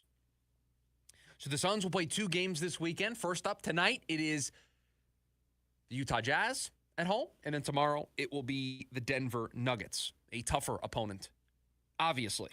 Here's where things stand on the injury front going into tonight. This was from 18 hours ago from Dwayne Rankin. It's our latest update as of this point. Bradley Beal is questionable with, I didn't know you could put all of this into an injury report, but maybe we need to start putting out injury reports when we have something like this on our show. But Bradley Beal has left great toe soreness, so he is questionable for tonight's game. Kevin Durant, with his left ankle sprain, is questionable. Ryan Dunn, left ankle soreness is probable. So Ryan Dunn, probable for tonight. Bradley Beal and Kevin Durant, questionable.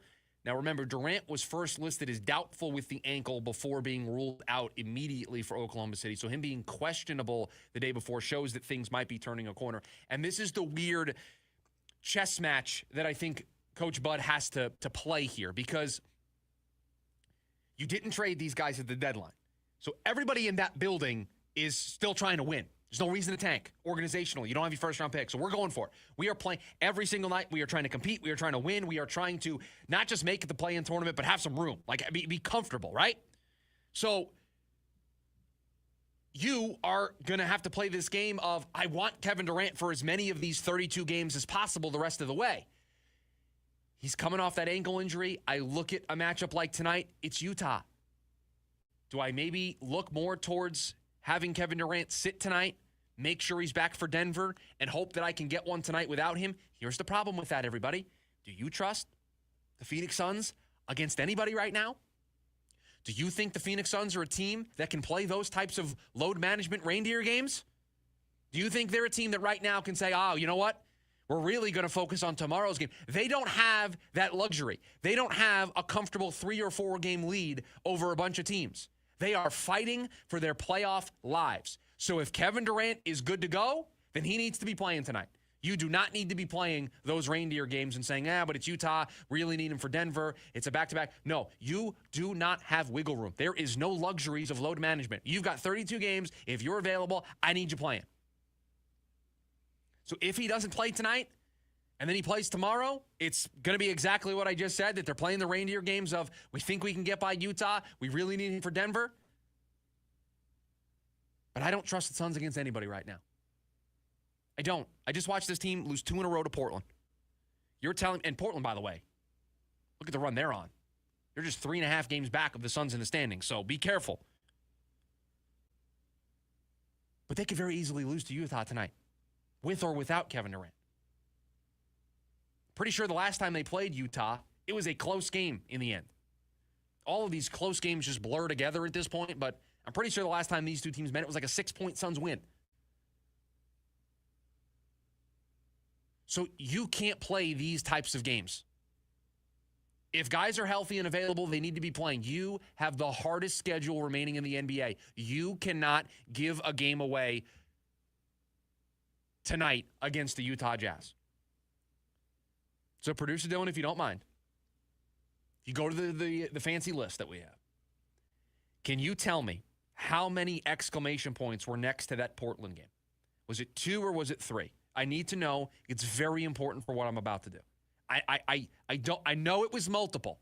I don't know. So it was 3. It was 3 exclamation points. It was a 10 with 3 exclamation points. Now, for those of you who might just be joining us and you don't know what this is, apologies. I will explain very quickly. We started this. When was the first game that we started this with? This is like 5 or 6 games that we've done at this point where we rank these games.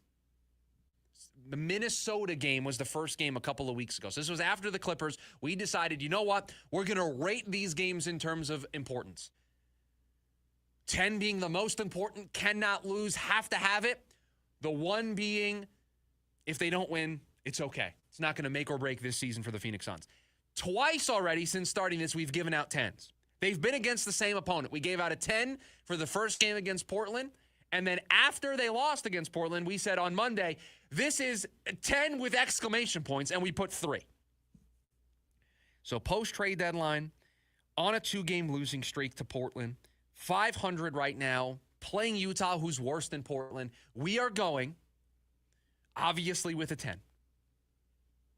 But give me 5 exclamation points next to the 10. That's how important this game is. You lose this game tonight against Utah, 3 in a row, 2 straight losses to Portland and a loss to Utah.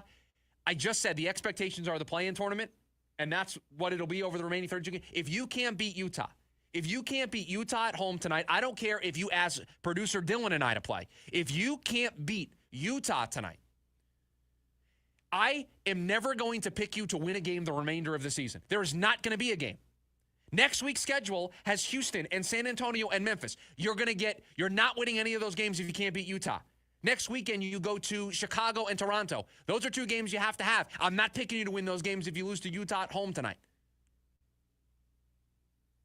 Do not lose to Utah. If you lose to Utah, you're probably losing to Denver tomorrow, and we're coming in here on Monday talking about whoever's going to win the Super Bowl, and we're also talking about a Suns team that's lost, what would that be, 4 in a row at that point. So it's a 10 with 5 exclamation points. Now, this team has to find the reset button tonight. They have to find it somehow. Because there was a lot of noise this week. We didn't know what the Suns were going to look like today. For the longest time, we said the true evaluation of this team happens after we see the roster at the deadline. And I think multiple points over the last couple of weeks, I've said that the roster is not going to look the way that it looks after the deadline. I was kind of right, kind of wrong, because they only really traded Yusuf Nurkic. I thought there was going to be more. But you have to find a way to clear your mind, to not allow the noise of the last 48, 72 hours to distract this team, and you just need to get back to focusing on basketball. Focusing on the task at hand. 32 games, the hardest schedule left in the NBA, taking care of business tonight against Utah. And it's hard. I am going to be completely transparent. It is a hard thing to do. There was a thought that Kevin Durant might not be on this team for this game tonight. So it's hard to find that reset button. But they need to do it. Somebody has to tell them. Somebody has to be the person that galvanizes the group and refocuses them on basketball. And I don't know if it's Devin Booker. I don't know if it's Kevin Durant. I don't know if it's Coach Bud. But somebody has to be that person that steps up and does it, because they need this game tonight. 10 with 5 exclamation points. And then tomorrow, you get to play against Denver, one of the best teams in the Western Conference. So you have to win tonight, and then you get a test. And we said that a 2-2 week would be great. You lost to Oklahoma City. You lost to Portland. So you have to run the table this weekend if you're going to get to a 2-2 weekend. If you get to a 2-2 weekend and includes winning against Utah and Denver post-deadline, post all this chaos, we might have a little pep in our step in here on Monday. But I'm not expecting anything. So Denver gets a 4. It gets a 4 because I don't expect you to win, so it's more like a 1 or a 2. But if you do win it, it has an impact. What do we give Oklahoma City on Wednesday? Do we give that a 2? I think that was a 2. So that got a 2. So we'll double it for this game against Denver, because I actually think you have a better chance against Denver than you did against Oklahoma City. Again, I don't trust you at all right now. You got outscored 43-16 in the third quarter on Wednesday against Oklahoma City. I don't trust you to do anything. But we'll go with a 4 against Denver this weekend. So a 10 with 5 exclamation points and a 4 for Denver this weekend. At worst, it's got to be a 1-1 weekend. That's the worst it can be. You have to find one win this weekend. Ideally, you find a way to win against Denver tomorrow night, and you take care of business tonight against Utah. If not, truthfully, I don't even know where to start on Monday. I really don't. Coming up on the other side of the break, it's a Super Bowl on Sunday. Our final thoughts on the game between the Chiefs and the Eagles. I'll make my prediction and my Schubert 6 play next. It's the lunch break. KDUS AM 1060. HD Radio is here for KDUS AM 1060. Check out your favorite shows and games on 100.7 KSLX HD2. Labrie, Mayung, Petrucci, Portnoy, Rudis. Dream Theater, 40th Anniversary Tour. February 18th at Arizona Financial Theater. Dream Theater. Tickets on sale now at livenation.com. Don't miss Dream Theater 40th Anniversary Tour. Every day, reliable, comfortable, connected. Every day you rely on power. At APS, we work around the clock to deliver some of the most reliable power in the country. But with Arizona's extreme weather, outages can happen. Stay safe and informed with alerts by keeping your contact information up to date. And visit our outage center for updates online or on the APS app. For more ways to stay safe and informed, visit aps.com/brighter.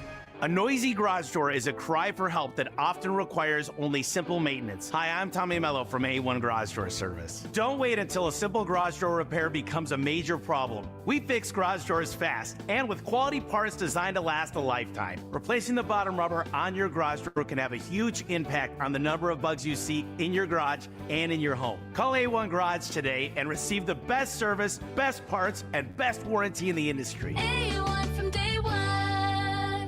Picture this. A family trusts a lawyer after their father has been seriously injured. And then they're told there's no way to win his case, and they'll have to take care of him with no support. And that would have been the end of the story because they hired the wrong lawyer. Fortunately, they called us to the husband-wife law team. We were able to use our years of expertise to uncover evidence previously missed and guarantee they could change their father's life forever. Do your research after a serious injury. Call the husband and wife law team first. At the Phoenix Zoo, we are the home of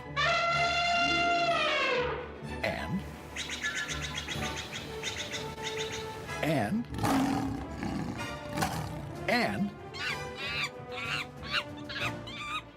which also makes us the home of Phoenix Zoo. That zoo we are. For tickets, hours, and much more, visit phoenixzoo.org. Play Monopoly Scratchers from the Arizona Lottery and bring the game to life. Pass go and collect up to $500,000. Follow the signs and take a chance to win real money and multiply your prize up to 100 times. Imagine your next big adventure with Monopoly Multiplier Scratchers from the Arizona Lottery. Monopoly is a trademark of Hasbro. Need social information about KDUS AM 1060? Try KDUS1060.com, at KDUS AM 1060 on Twitter, and Facebook.com/KDUS AM 1060.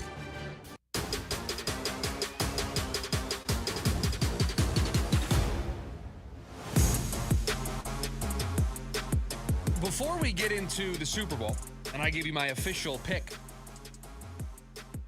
Keith Smith for Spotrac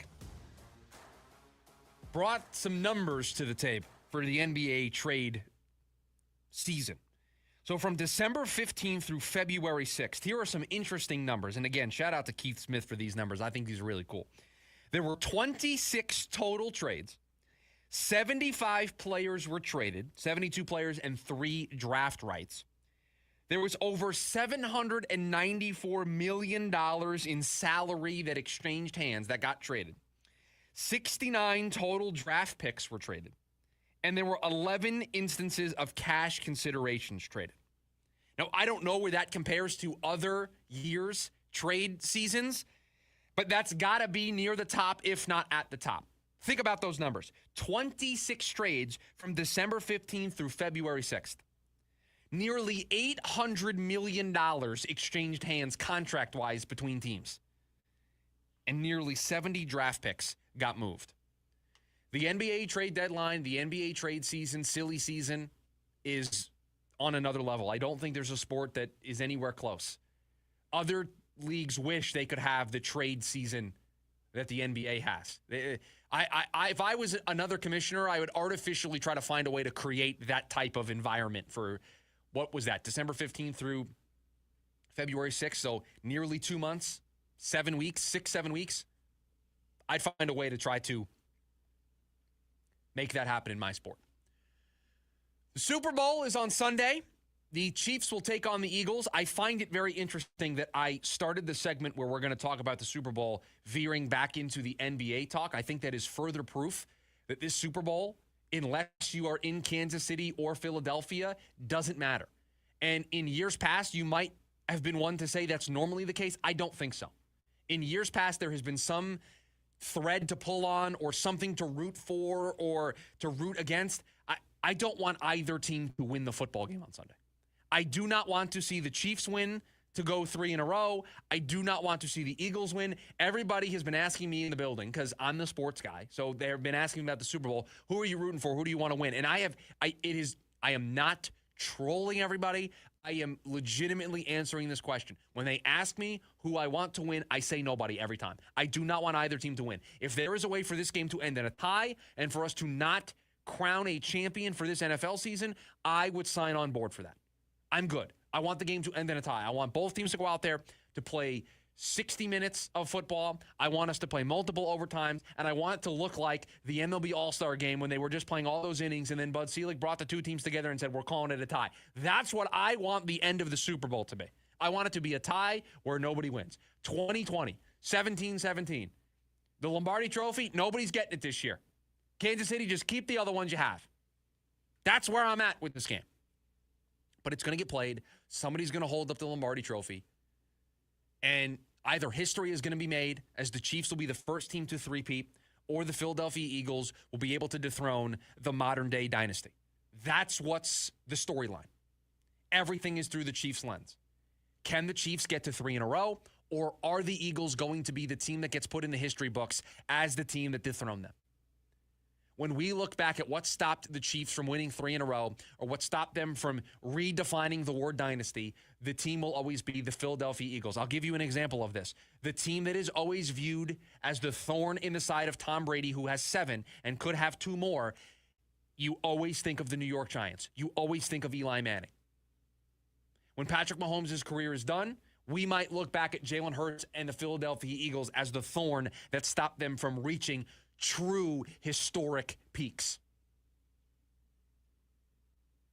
And I've said, despite my distaste for this game and not really caring who wins, I do think if Patrick Mahomes wins the football game on Sunday and the Chiefs win their 3rd straight Super Bowl and he gets to 4 overall and he gets to 3 in a row, I believe that puts him on the same level as Tom Brady. It does not put him in front of Tom Brady, but they are contemporaries.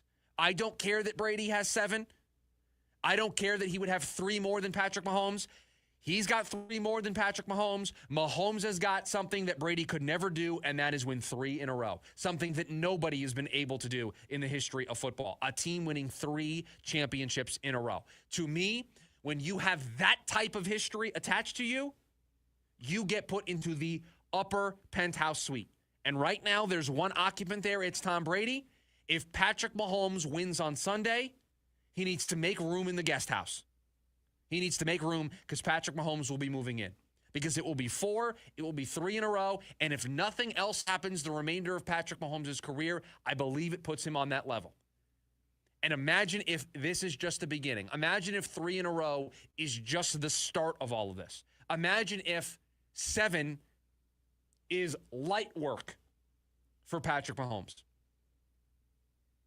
Because he's going to have 4 on Sunday.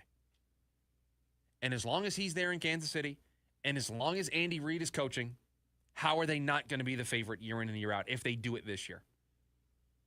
They'll have 4 Super Bowls, and truthfully, I think all 4 rosters will be different. This roster is different than last year's roster.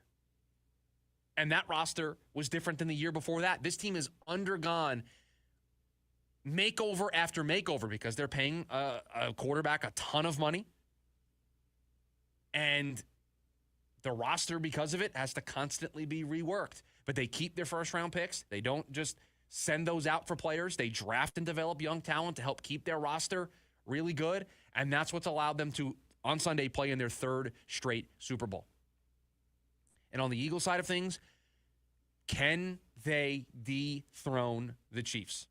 Can Jalen Hurts and Saquon Barkley do the thing that they were unable to do? Not Saquon, because he wasn't there, but what the Eagles were unable to do the last time we saw these two teams play. So not only is there the fatigue of the Chiefs side of this, but there's a fatigue of, we just saw this. Like 2 years ago, I saw this exact matchup. And I saw how it went, and I have a pretty decent feeling it's going to go the same way this go around. So I think the Eagles have no pressure on them in this game. All of the pressure, if there is pressure, applies to the Kansas City Chiefs in their pursuit of history. I'm on record saying that if there's somebody that I think is going to allow the pressure to roll off their back and not let it bother them, it's Patrick Mahomes, it's Andy Reid, it's this Chiefs team. Been there, done that.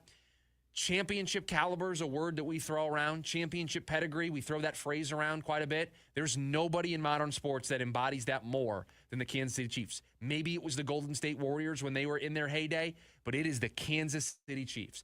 Been there, done that. They know how to handle the 2-week lead up to the Super Bowl. They know how to handle all of the media nonsense. Now, there was a new wrinkle thrown at them this year because there's a lot of questions being thrown at them about the officiating. So they've had to navigate that, but I do not worry about that impacting them on Sunday. I believe that they will be fine and ready to go. So I've kind of telegraphed this all week. It's been pretty clear. Producer Dylan, I don't even know what the official number is on this game. Could you tell me what the betting number is on this? I know it opened, the Chiefs were a 1.5 point favorite, and I honestly don't think I care what the number ends up being, as long as it's under. There is a number in my head that if you tell me that it's grown to, I might look at the other side. But I have been on the Chiefs all week long. I've been on the Chiefs the last couple of weeks. It's still 1.5, you said. 6-point play, because that's all we have available to us on the Schubert 6. 6-point play, Chiefs minus 1.5. I mean, you could have locked it in the day after the Super Bowl, the day after the championship games for me. Chiefs minus 1.5. I'm not wavering in this. I'll believe somebody's taking this team down when they do it. And this isn't a big number like the Chiefs have had in weeks past when we've picked them, because let's face it, the Chiefs have not been a team we've done well with this year. But small number. I don't see what the answer is. The Kansas City Chiefs are not going to allow. They are too smart. They have been there and done that. They are not going to allow Saquon Barkley to run all over. It's just not happening. He is not going to go for 150. He's not going for 125. It's not happening. So is Jalen Hurts going to crack the code that is this Chiefs defense? Is he going to be able to pick apart this Chiefs defense and put up a big-time game? And I'm talking 250-plus, multiple touchdowns, not turning the ball over. Can you see that happening on Sunday? I can't. Jalen Hurts is a fine quarterback. I don't think he's the quarterback that he was a couple of years ago. I don't think he is the quarterback that got that contract extension. I do not think he is that guy. I do not think he can have that big moment. I think the game is going to have to fall on his shoulders. I don't think he's going to play a clean game with turnovers. I don't think he's going to have a big day. I don't believe it. I think the Kansas City Chiefs win this game, and honestly, I think it's pretty comfortable. I think for a Super Bowl that everybody is bored of, for a Super Bowl that I think everybody is tired of, I think you are going to see a game on Sunday that is going to be relatively boring. I think the game is going to be in hand late into the second half. I think by the time the fourth quarter rolls around, we're going to know who the champion is. It is going to be a Super Bowl performance on Sunday that is going to be fitting of the lead up to the Super Bowl, which has been very boring and very just nothing going on. So I think the game on Sunday is going to be boring, and it is going to match the lead up that we've had. Very excited about the halftime performance, though. Really, I think the only thing to get excited about for Sunday.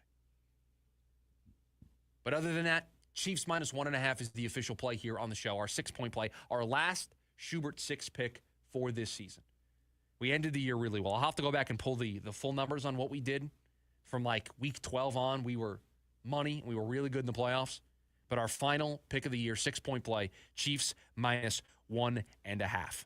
Coming up on the other side of the break, let's wrap up today's edition this week of the lunch break. We'll do it with the leftovers. Looking at my list here, it looks very football themed, but I also want to talk about a golf tournament that's going on. So we will wrap up today's edition and this week on the lunch break. We'll do it next with the leftovers. KDUS AM 1060. With the Dan Patrick Show brightens your mood to work. The DP Show airs live weekdays from 7 to 10 right here on KDUS AM 1060, 100.7 HD2, and KDUS1060.com. Take advantage of thousands of dollars in SRP rebates and discounts on energy-efficient home upgrades like new air conditioning units, windows, ducts, and insulation. Save money on your energy bill while also making your home more comfortable. SRP's network of participating contractors can guide you from start to finish and maximize your savings by combining Inflation Reduction Act incentives with SRP rebates. Learn more at savewithsrp.com. 9 Inch Nails.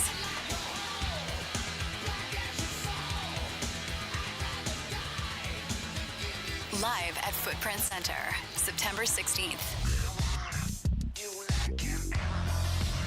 Get tickets now at NIN.com.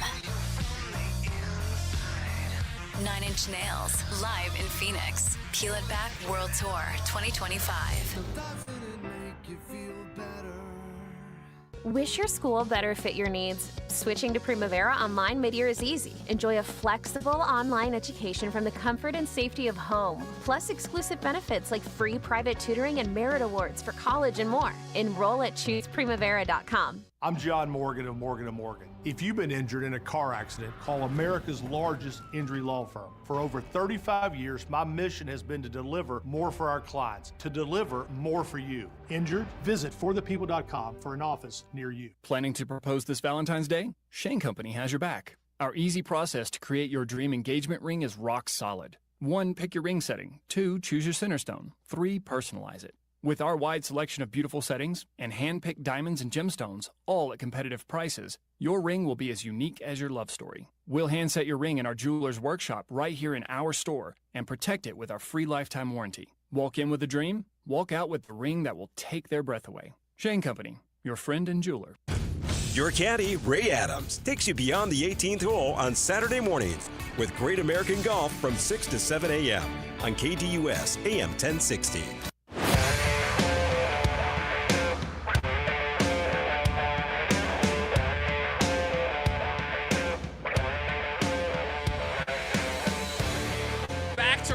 Today's edition of the lunch break. Appreciate you being here. I promised in hour number 1 of the program that I would de-stress your week. It's been a busy week for us all, maybe been a stressful week following everything around the trade deadline in basketball. Maybe you're getting ready for the game on Sunday. You're doing a lot of running around. I want to de-stress your week. And so what I want to do right now, and we're going to do this with caller number 3, because that's how many producers I've had today on the show. So because I've had 3 producers, caller number 3, 480-864-1060, you are going to get yourself a $50 gift card to Von Hansen's Meats and Spirits, located in Alma School, just between Elliott and Warner and Chandler, or you can go online at vonhansensmeats.net, and they've got you covered. Appetizers for football parties. They've got sliders, potato skins, bacon-wrapped asparagus, deli salads, and more. It's your one-stop shop. Meats, beer, wine, barbecue rubs, you name it, they've got you there at Von Hansen. So I want to do you guys a solid because it's been a stressful week.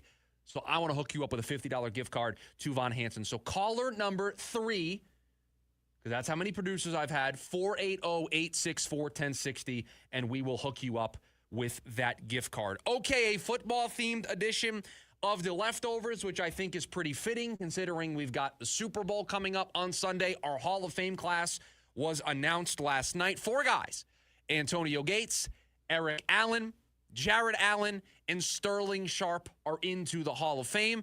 It is the smallest class that we've had go into the Hall of Fame since 2005.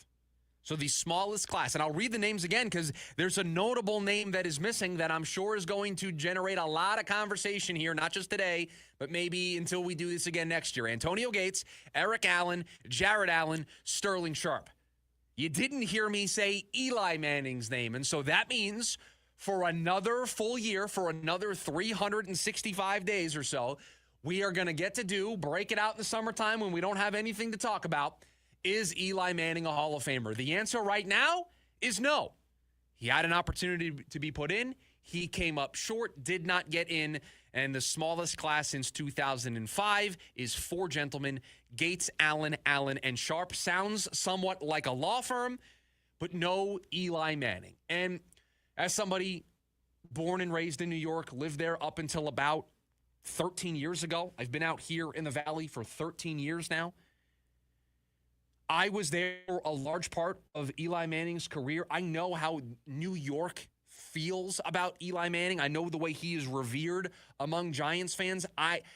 To me, the 2 Super Bowls, beating Tom Brady twice, beating the Patriots twice, the regular season numbers I think are okay enough. I think he should be a Hall of Famer, but I'll be honest with you, I don't care enough about this. If he doesn't end up being a Hall of Famer, I can see the argument. I can see the case. If it was me sitting there needing to make a decision, I would, like in the movie Dodgeball, Chuck Norris, I'd give the thumbs up. We'd play the game. Eli Manning's in the Hall of Famer. He's in the Hall of Fame. He's the Hall of Famer.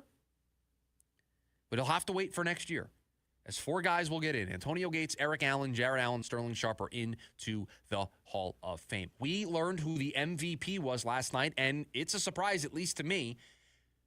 Maybe surprise is too strong, but it's Josh Allen. Josh Allen wins a very close MVP race with Lamar Jackson. Very close. I mean, the 27 first-place votes I believe Josh Allen got, it was 23 first-place votes for Lamar Jackson. It was razor-thin, the margin. Saquon Barkley finished third, so non-quarterback finishing third, but he was very distant behind Lamar Jackson and Josh Allen. And it's the first time in, I forget how long it was, but it was a decent amount of time that the quarterback who won the AP, there's an AP award, I think Offensive Player of the Year award or All-Pro, something like that the person who wins that has gone on to be the MVP for like a certain number of years in a row. It was almost like a lock.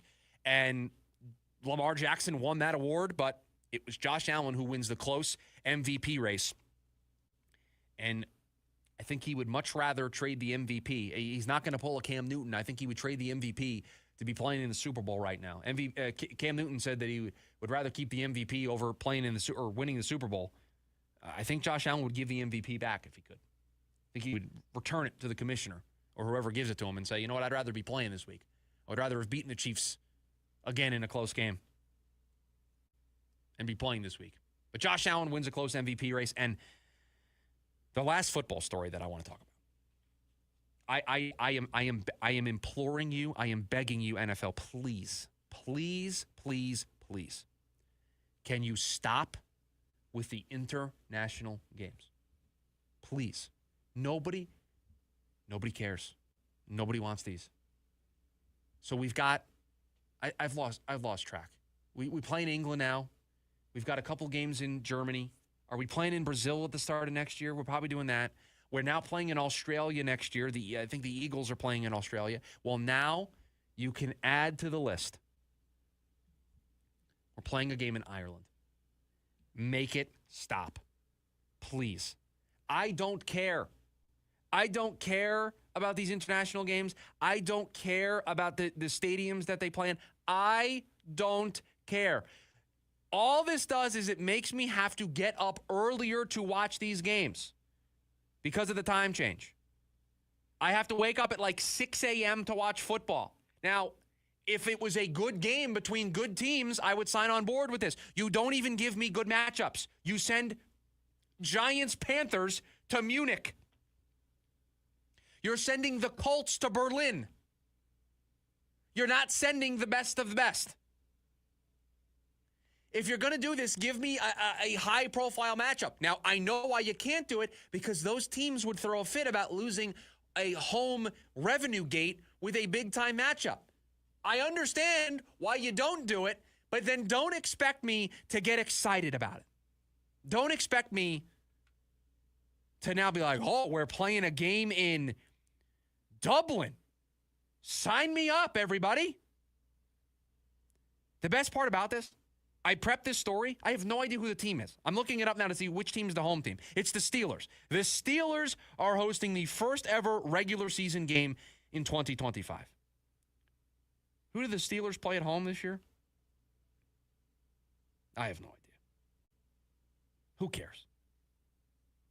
So now we've got Ireland to go along with all the other places that I've just lost track of where we play games anymore. But now the Steelers will be going to Dublin, Ireland. Great. What's next? Where are we going to play games next? We're going to play games on the moon next? I mean, come on. What are we? I just don't care. And I know you don't care either. If I'm sitting at home watching TV, I don't care where the game is played. And if you're going to do all this because you want to create an NFL European division, just get on with it already. Just do it. I can't imagine. Think about all the money the NFL makes for putting these games on all of these streaming services. Now, that I care about because that impacts me. I got to figure out where all these games are. But think of all the money that Netflix and Amazon Prime and Peacock and all these streaming services are handing over to try to get NFL games on their services. Hundreds of millions of dollars. You can't possibly be making anywhere near that money to put a game in Ireland. Sure. If you're going to do a European division, which is clearly what you're trying to do, can you just get on with it already? Please. One of the post-NBA trade deadline things to keep an eye on, and I don't know how much of a player the Suns will be in this department. They're very limited in what they're able to do, so I'll have to see. But the trade deadline comes and goes, and then we get to the buyout market, where all of these players get released by these teams that openly then start to admit that they're tanking and they don't really care and they want to lose games, so they get rid of these guys, and then they can sign someplace else on new deals. And the Suns are limited in what they're able to do on the buyout market because they're a second apron team. I think they're only able to sign a guy on a vet min buyout contract as long as their previous deal wasn't paying them over a certain amount on an annual average value. So they're limited in the types of players contractually that they're able to bring in. But the buyout market is something to keep an eye on. And one person that looks like they're going to hit the buyout market is Ben Simmons, finalizing a contract buyout with the Brooklyn Nets, and apparently is going to meet today with the Cavs and Clippers to see where he is going to go. The 28-year-old has been with Brooklyn for the last 3 years and has only played in 40 games since joining Brooklyn once in those 3 years. This year, playing 25 minutes a game, averaging 6.2 points, 5.2 rebounds, and 6.9 assists per game in those 25 minutes. So Ben Simmons, I don't think, is somebody that he's on the last year of that Supermax deal, so I think he wouldn't be even available to the Phoenix Suns. But keep an eye out on if they potentially look there. I think with what they did yesterday that they might not be super eager, but you're going to see a lot of transactions, I think, over the coming couple of days in the buyout market. And this is where you're going to see the Cavs, as already mentioned, they may try to improve a little bit. You may see Oklahoma City poke around here a little bit. You may see Houston poke around here a little bit. Maybe Brooklyn, the Knicks, teams like that who maybe didn't do a whole lot at the deadline because they didn't want to give up assets. You don't have to give up assets here. You just got to sign a guy to a contract. So those teams might look towards the buyout market and who ends up getting bought out here over the next couple of days, over the weekend. And they might look in that department to improve their team. So even though the trade deadline is come and gone, there might be ways for teams to improve their rosters before we get to the postseason. So that's just something to file away. It is very weird that we are closing the show, that the music's about to hit. We're done. Weekend's here. Super Bowl's on Sunday. And it does not feel like the Friday before the Super Bowl. It has not felt like Super Bowl week all week long. I don't know if that's unique just to us here on this show because there has been so much to talk about on the Suns. But I get the sense from a lot of other people that I know in this business that unless you're in Kansas City or Philadelphia, it hasn't really been that. Hasn't been a bunch to talk about surrounding this game. So if you missed it, we made our official play in the last segment. We've got the Chiefs minus 1.5 in the Super Bowl on Sunday. We'll be back here on Monday to break down a weekend of Suns basketball and to break down that Super Bowl. Jim Rome is coming up next. Producer Dylan, thank you for all that you do. Everybody, have a great rest of your Friday. Have a great weekend. We'll talk to you on Monday. See ya!